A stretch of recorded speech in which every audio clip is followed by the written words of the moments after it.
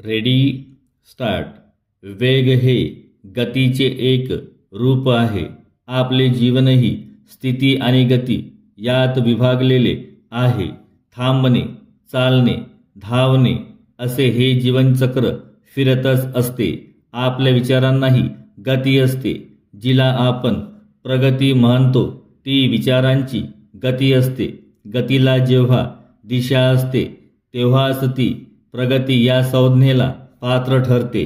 दिशाविहीन गती ही अधोगती ठरते. आजच्या जीवनात विलक्षण वेगवानता आढळते. रस्ते वाहनांनी व्यापलेले असतात. माणसे घरात राहतात म्हणूनच अल्पकाळ तरी स्थिर राहतात. एरवी गतीपायी अगतिक होतात. अहोरात्र भरारणारी आणि थरारणारी वाहने पाहिली म्हणजे आश्चर्य वाटते. ही आली कोठून, आली कशी आणि कशासाठी? पूर्वी देशोदेशींचा इतिहास घडला.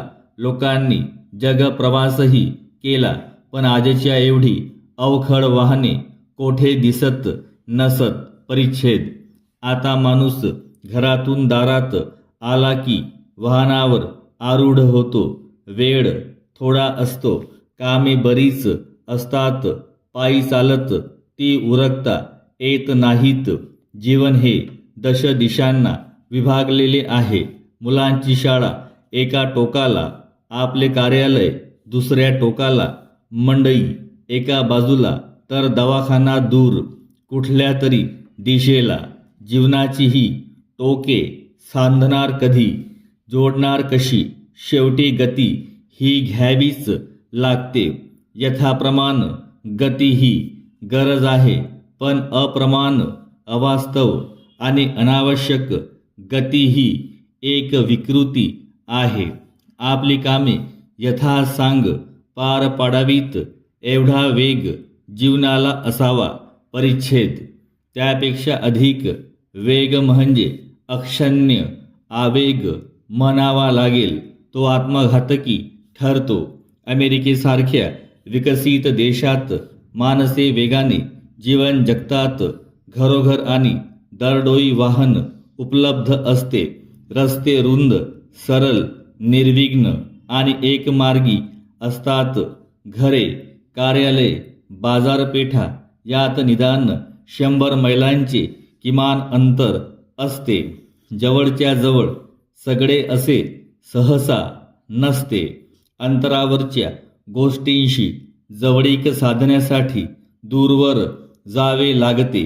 यातून माणसामाणसात दुरावा निर्माण होतो. तो जानदायक आणि असह्य होऊ नये म्हणून वेगाचा आश्रय घेतला जातो. वेगामुळे माणसेचे भान होतात. भान हरपले म्हणजे अस्वस्थता विरून जाते. वेगात एक बेहोशी असते. परिच्छेद. भारतीयांनी अमेरिकन जीवनशैली पत्करण्याचे कारण नाही.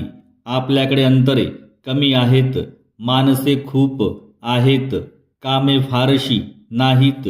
जीवनाची टोके सहज साधता येतात. थोडी त्वरा करावी लागते, पण भरधाव वेगाने अंतर काटावे अशी स्थिती नसते. मुंबईसारखे विस्तीर्ण नगर गाडबांनी सांधलेले असते. गाड्या रुळावरून चालतात. त्यात भरकटणे फारसे नसते.